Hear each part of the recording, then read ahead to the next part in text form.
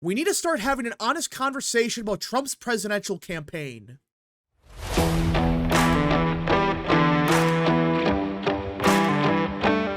I already could tell that this is going to be a very controversial video that I'm making because you're going to have people on both sides, whether it's Democrats, Republicans, whatever. Some people on both sides are going to look at the title of this video and say, well, he's dooming, he's coping, he's delusional, all of that.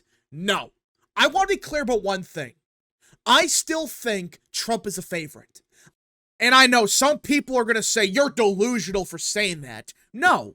The truth is, when you look at the actual polls, not just what some people are claiming on Twitter, some people are making it sound like Trump is losing by 15 points. No.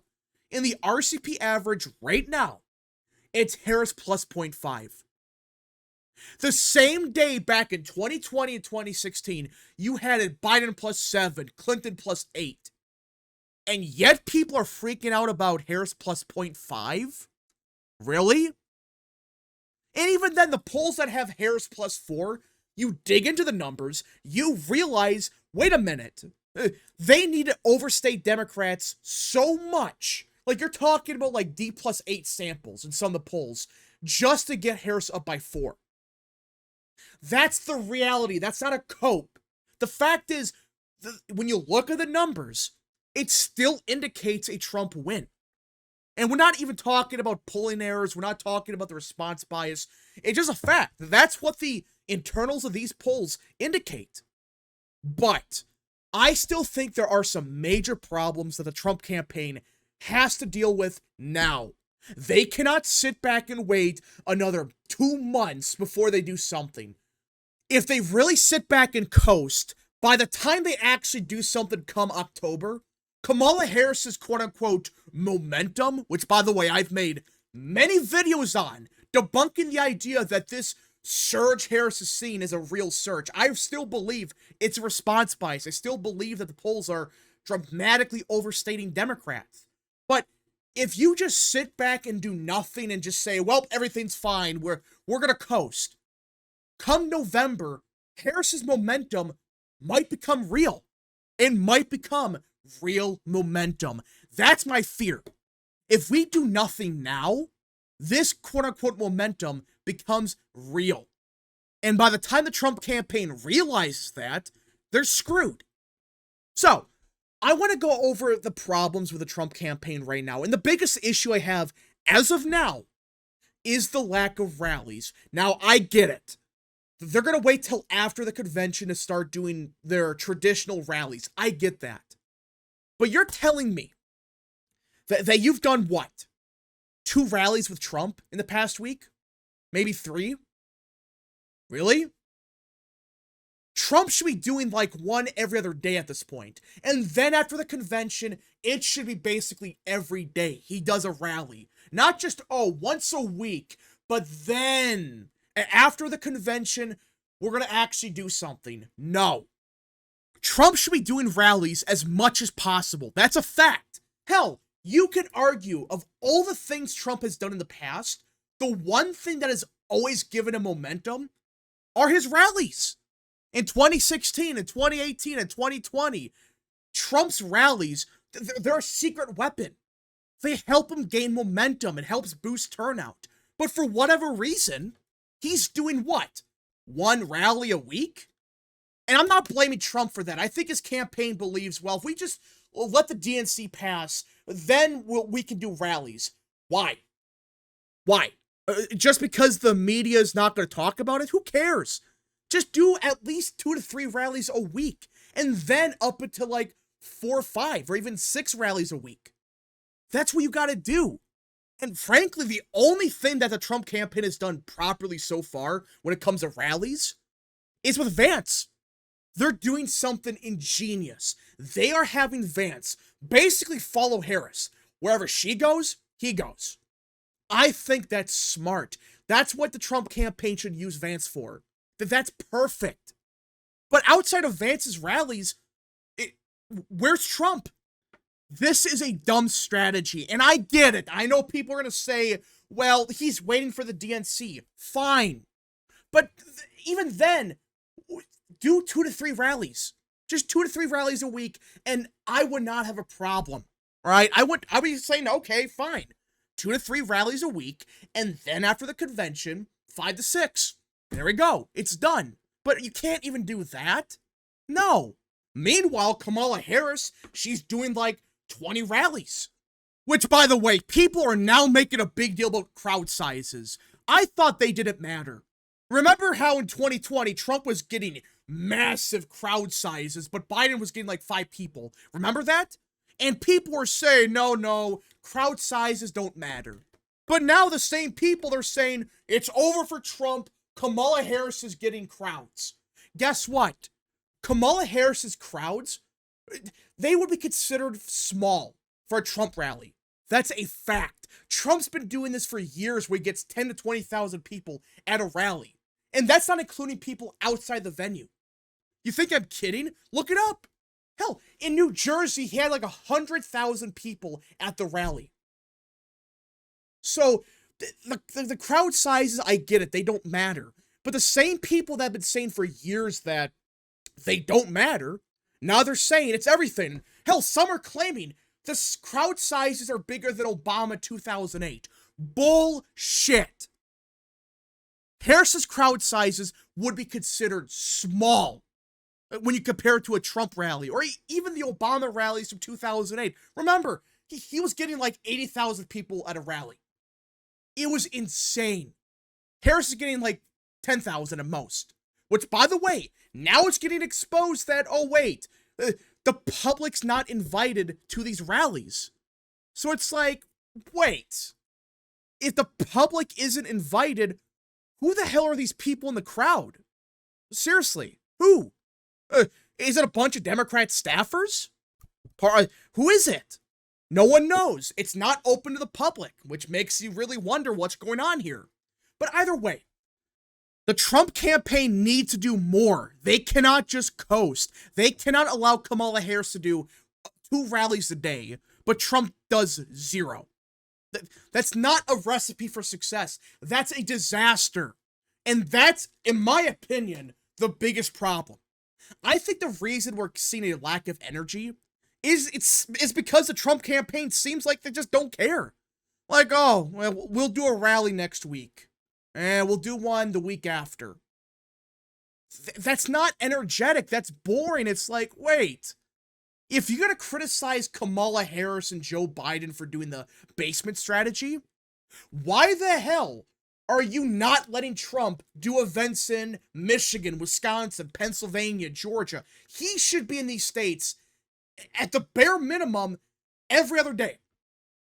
If you want to wait till after the convention to go 100% on board with the rallies, fine. But he should be doing 2 to 3 rallies a week right now, not just 1. And that's pushing it, by the way. Some weeks, it's 0.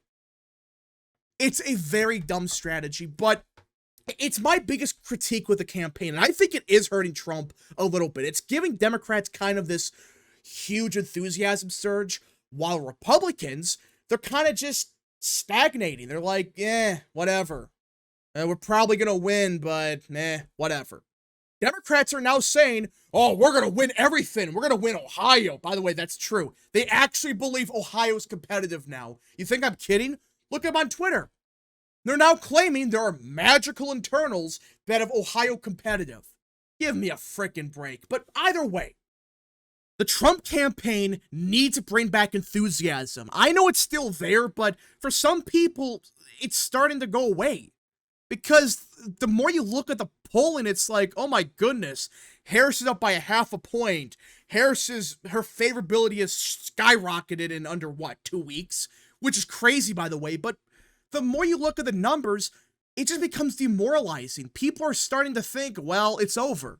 Trump's going to lose, even though when you look at the polling, you realize, wait, these are the best numbers Trump has ever gotten, especially in the month of August.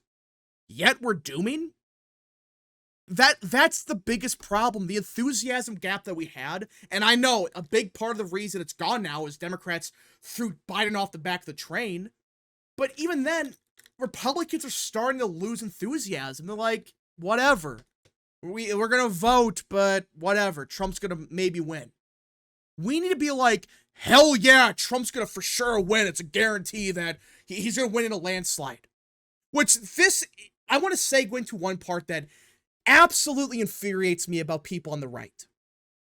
These people on Twitter are some of the most demoralizing people that I have ever met.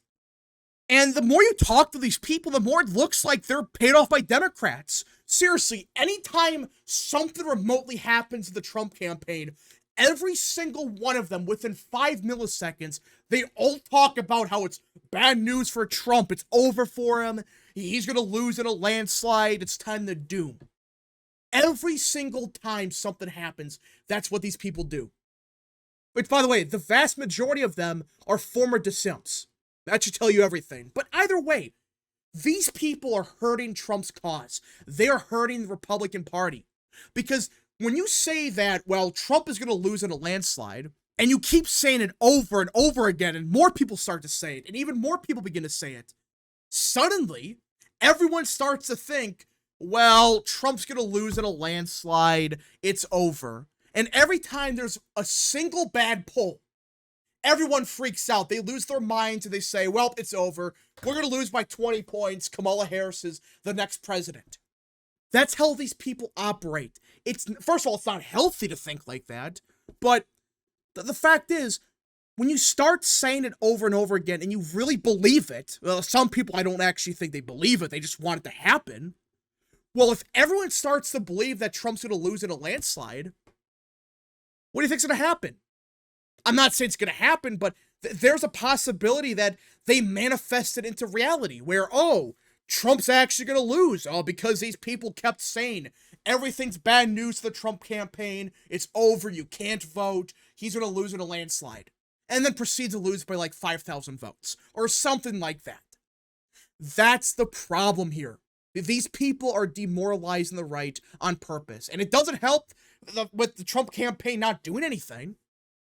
But there is a silver lining in all of this that everyone's just magically ignoring, that no one's talking about. In fact, they're making it sound like this is such a bad operation that they're going to lose in a landslide because of it.